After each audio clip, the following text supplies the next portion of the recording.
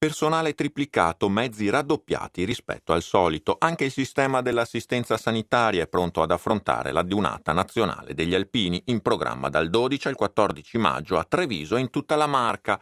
Paolo Rosi, responsabile del SUEM 118 Treviso Emergenza, sciorina i numeri di questa imponente macchina. I numeri sono oltre 1 migliaio di persone coinvolte nel dispositivo sanitario, 7 posti medici avanzati, 23 ambulanze in servizio, il raddoppio dei mezzi di soccorso del 118 e più tutto un numero imprecisato di persone che ruoteranno attorno per garantire il supporto tecnico del dispositivo. Quanti interventi vi aspettate, dottore?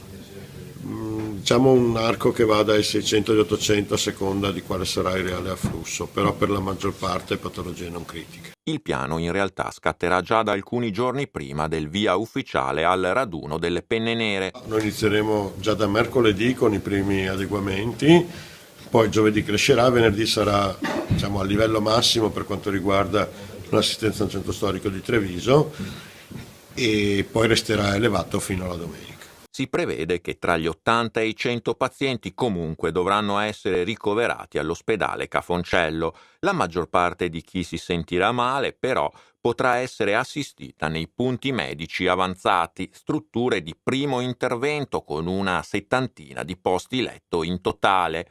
Ce ne saranno 6 distribuiti in tutto il centro storico e a questi si aggiungerà anche l'ospedale da campo dell'ANA situato all'ex pattinodromo, dotato di altri 20 letti e persino di una piccola sala operatoria. Durante la sfilata di domenica 20 squadre di 3 o 4 operatori con barella e defibrillatore saranno dislocate lungo il percorso per assistere nel caso alpini e spettatori.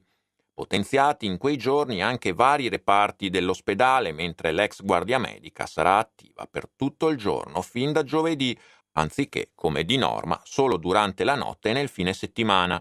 Venerdì e sabato resteranno chiusi il centro prelievi e gli ambulatori di Borgo Cavalli. Dobbiamo garantire la normale attività di soccorso alla popolazione residente senza che ci siano ripercussioni in termini di tempo e qualità di soccorso. E questo sarà complesso perché dovremo muoverci con delle chiusure, con delle aree di difficile accesso e quindi dobbiamo potenziare anche questa parte del soccorso. Raffaele Panno, presidente della sezione ANA di Treviso, ringrazia la Regione e l'ULSS 2 per aver predisposto l'intero sistema, confidando che gli addetti possano comunque rimanere inoperosi. Ci sono i soliti casi, ma è normale, cioè un cardiopatico, un infarto succede anche quando non c'è la donata.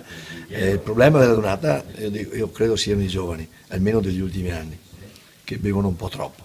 Non sono gli alpini ma sono i giovani, quelli che arrivano alla donata e poi vediamo le statistiche dei ricoveri magari per qualche ora nei nostri PMA.